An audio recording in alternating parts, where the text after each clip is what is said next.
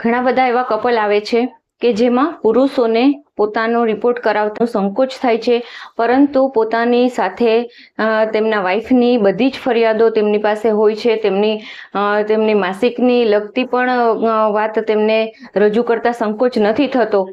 તો શા માટે નિસંતાનપણું એટલે કે વંધ્યત્વમાં ફક્ત સ્ત્રીઓને જ જવાબદાર માનવામાં આવે છે? હા, એની સામે એવા પણ ઘણા બધા પુરુષો છે કે જે સામેથી તેમનો રિપોર્ટ પણ કરાવે છે અને તેમાં રહેલા શુક્રાણુઓને એક ટેકનિકલ પ્રોબ્લેમ માનીને તેના માટેની સારવાર પણ કરતા હોય છે. આ બંને રીતના પુરુષો અત્યારે જોવા મળે છે. તો શા માટે અત્યારના સમયમાં શુક્રાણુની કમી એટલે કે પુરુષ વંધ્યત્વનું પ્રમાણ વધતું જાય છે, અને શું ખરેખર નિસંતાનપણામાં તેમનો રોલ એટલો બધો છે? સંતાનપણું માટે જે શુક્રાણુઓની કમી છે તે કેટલા અંશે ભાગ ભજવે છે અને તેના કારણો કયા છે? નમસ્કાર, હું ડોક્ટર પૂજા કોટક, રાજકોટ, ગુજરાતથી આયુર્વેદમમાં આપનું સ્વાગત છે. અને આજે પુરુષ ઇન્ફર્ટિલિટી માટેનું જવાબદાર કારણ શુક્રાણુની કમી વિશેના તેના કારણોની ચર્ચા કરીશું. તો તમને એમ થશે કે સારવાર કરવાને બદલે કારણોની ચર્ચા શા માટે? તો એના માટે એક સરસ વાત કરીશ કે આયુર્વેદમાં એક શાસ્ત્ર છે માધવ નિદાન.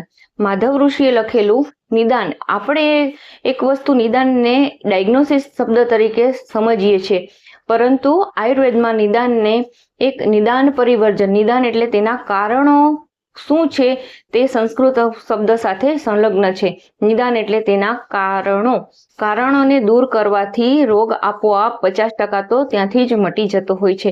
તો આજે આપણે એવા કારણોની ચર્ચા કરીએ કે પુરુષોની ઇન્ફર્ટિલિટી માટે એવા કયા કયા કારણો જવાબદાર છે કે જેના કારણે આજે શુક્રાણુની કમી જોવા મળે છે.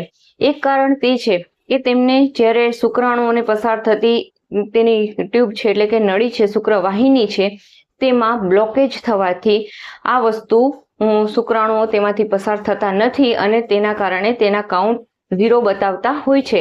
આ સમયે તેને યોગ્ય સારવાર મળે, ઓપરેશન જેવી સારવાર પણ ઘણી વખત કરવી પડતી હોય છે.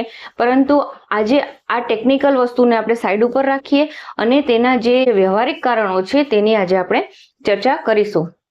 આયુર્વેદ પ્રકૃતિને ખૂબ સારી રીતે ફોલો કરે છે, એટલે કે તેની પ્રકૃતિ કઈ છે તેના ઉપરથી ડાયગ્નોસિસ થતું હોય છે. તો આજે આપણે જે વાત, પિત્ત અને કફ, તેમાં પિત્ત પ્રકૃતિ વાળા પુરુષો છે તેને શુક્રાણુઓની તકલીફ જોવા મળતી હોય છે. ખાસ દરેકને નથી જોવા મળતી, કારણ કે તેની સાથે વાત અને કફ કેટલા પ્રમાણમાં છે તે જોવું પડે છે. પરંતુ પિત્તની પ્રકૃતિ એટલે કે ગરમ તાસીર વાળાને, ગરમ પ્રકૃતિ વાળાને ખાસ કરીને ધ્યાન રાખવું પડે છે. જેને બહારનો ખોરાક એટલે કે ઉષ્ણ ખોરાક અથવા તો વાસી ખોરાક, ખાસ આથાવાળો ખોરાક ખાવાની વધુ ટેવ છે, તેમને શુક્રાણુની કમી જોવા મળતી હોય છે. અને સાથે એટલા માટે જ કહેવાયેલું હોય છે કે જે વ્યક્તિ દૂધ વધુમાં વધુ પીવે છે, દહીં અને છાશનું સેવન કરે છે, માખણ ખાય છે, ઘી ખાય છે, તેને શુક્રાણુની કમી નથી થતી.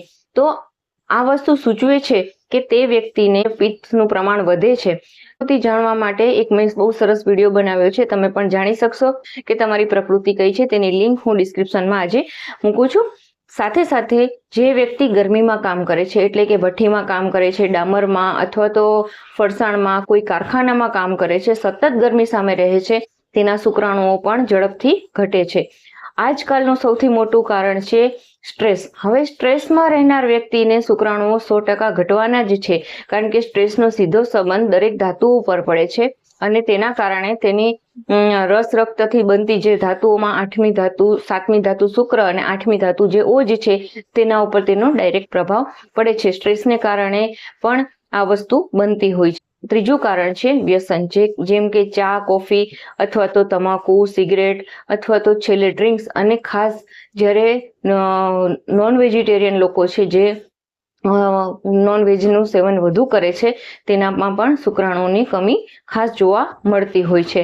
ત્રીજી વસ્તુ છે જેમને મુસાફરી વધુ કરવાની હોય છે, એટલે કે જે વધુમાં વધુ મુસાફરી કરે છે અથવા તો ટાઈટ કપડાં પહેરે છે, જીન્સ છે, અને અત્યારના ફેશન પ્રમાણેના સ્કિન ટાઈટ કપડાથી પણ ત્યાં જ્યારે પુરુષનું જનનાંગ છે તેના ઉપર પ્રેશર આવવાને કારણે તેને શુક્રાણુની કમી ખાસ જોવા મળતી હોય છે.